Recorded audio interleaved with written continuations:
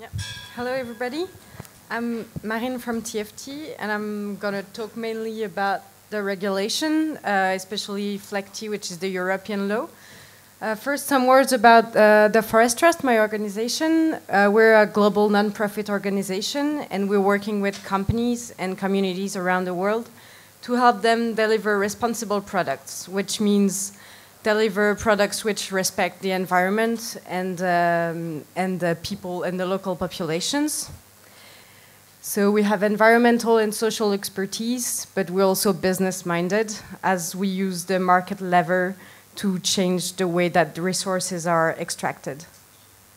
So we're making the connection between business, civil societies, and environmental natural resources.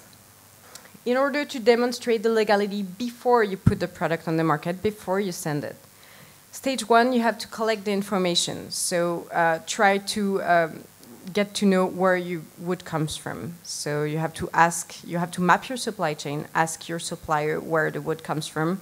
Is it legal? And get all the information from your supplier.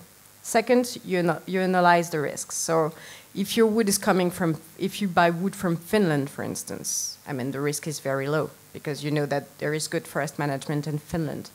If you buy wood from Liberia, then it's a little bit more difficult because you know that probably there's a high risk for the wood to be illegal.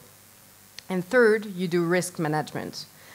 Risk management means that you look for better sources, or you invest on the ground to make this source legal. You try to change your supplier. You try to put in, to get all your supplies cleaned.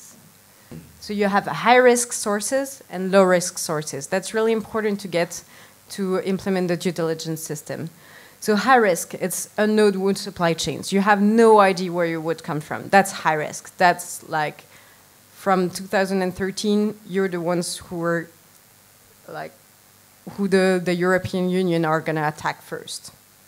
Trading wood or derived product from illegal and unsustainable sources is illegal itself. There's the reputational risk, I mean, if you're shown to have illegal wood, it's of course not good for your image, but still there is the matter of handling of stolen goods, which I hope it's the right term in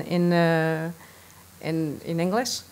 So it's still a crime under the law. So you have to be very careful about what you trade. The music industry needs to have a look, to look for traceability all the way back to the forest, which is not done. Now there is not much visibility on supply chains for the music industry. And they need to implement responsible procurement policies, such as looking for FSC wood mainly, or looking for at least VLO wood. The problem being, of course, there's a shortage of available certified tone woods. That means we need to develop new sources of legal and sustainable tone woods. That's the thing that TFT is doing, but we can't do it on ourselves. So we need the market help to do it. We need the market to commit and to say, okay, we want to develop new sources of legal and sustainable tone wood. What benefits for the music industry? Well, of course, facing the shortage of available tone woods, it's investing on the long term and developing a long-term vision of the music industry and securing tone wood supply chains. If you can trace your wood back to the forest, of course you can secure it. That's all. Thank you.